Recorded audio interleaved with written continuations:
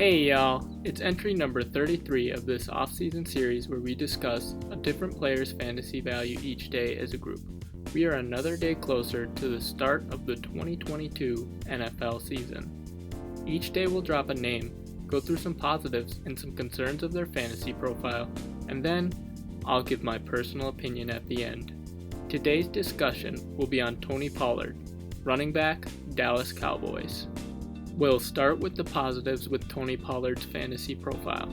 To start, we gotta talk about how he's a dual threat back.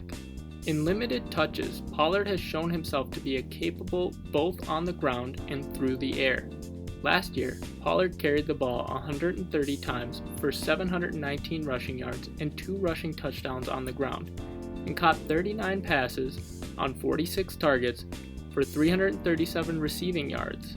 In 2020, Pollard carried the ball 101 times for 435 rushing yards and 4 rushing touchdowns on the ground, and caught 28 passes on 40 targets for 193 receiving yards and a touchdown. In 2019, he posted a stat line of 86 carries, 455 rushing yards, 2 rushing touchdowns, 15 receptions on 20 targets, 107 receiving yards, and a receiving touchdown. By being capable both on the ground and through the air, it allows for more opportunities for Pollard to see the field. The next positive is the good offense that he's in. The Dallas Cowboys had the best offense in the NFL in 2021, as they averaged 407 total yards per game and 31.2 points per game, the top marks in the league according to ESPN. Playing in a high-powered offense should only help Pollard. The third major positive with Tony Pollard's fantasy profile is his efficiency. Tony Pollard was one of the most efficient backs in the league and was the most efficient back in Dallas last year.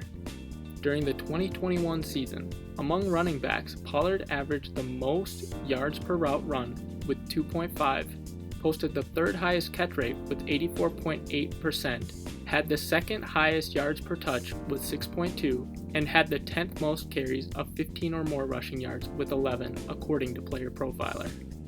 Moving on to some of the concerns with Tony Pollard's fantasy profile. To start, we gotta talk about how Mike McCarthy is historically not very running back friendly. While offensive coordinator, Kellen Moore is the team's primary offensive play caller. It is worth noting that head coach Mike McCarthy has not had the best track record with his running back rooms over the course of his career in an offensive coordinator or head coaching role. If McCarthy takes over play calling duties, it could hurt Pollard's value. The next major concern with Tony Pollard's fantasy value is that he's still stuck behind Zeke. As great as Pollard has been, the Cowboys will still utilize Ezekiel Elliott as their primary running back. Elliott has seen over 265 touches and gotten at least 1,250 scrimmage yards in every season he's been in the league, 6 seasons, and as long as he's healthy, he should lead this backfield. The last concern I have with Tony Pollard's fantasy profile is his red zone usage. Tony Pollard saw just 16 red zone carries in 2021, which tied for just the 50th most in the NFL according to NFL Savant.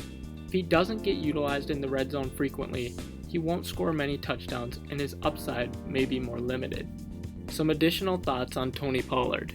In 2021, Tony Pollard finished as the RB29 in standard with 123.6 total fantasy points and 8.2 fantasy points per game. RB28 in half PPR formats with 143.1 total fantasy points and 9.5 fantasy points per game, and RB28 in full PPR formats with 162.6 total fantasy points and 10.8 fantasy points per game, according to Fantasy Pros.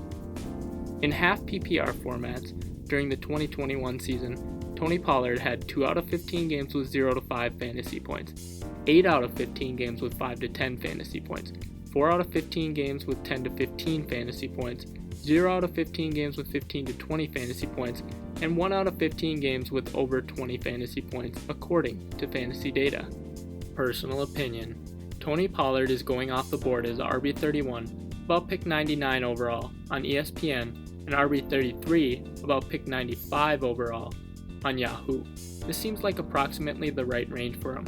Pollard is an interesting player, since a lot of people view him as more of a handcuff. I do not necessarily like this description for guys like him and AJ Dillon, since they're a little more than that. because he doesn't just burn up a bench spot all year until the lead guy misses times. He's very capable of putting up flex caliber weeks in the right matchups even if Zeke is playing, so he can be used in a bind if you have guys that are injured or on a bye.